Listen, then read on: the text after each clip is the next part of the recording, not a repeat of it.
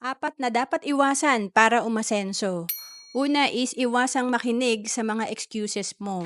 Ito yung una pa lang iniisip mo hindi mo na kaya, wala kang time.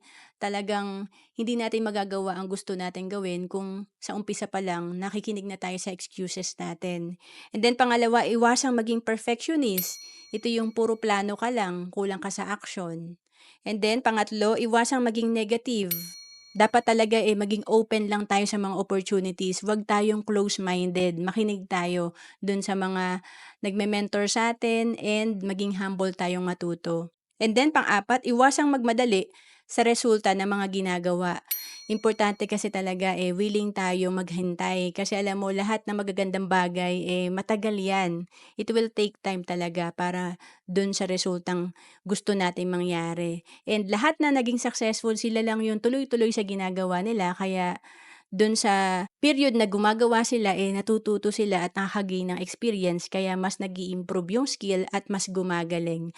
To know more about savings and investment, message mo lang ako sa FB, Roanne Celis Capistrano.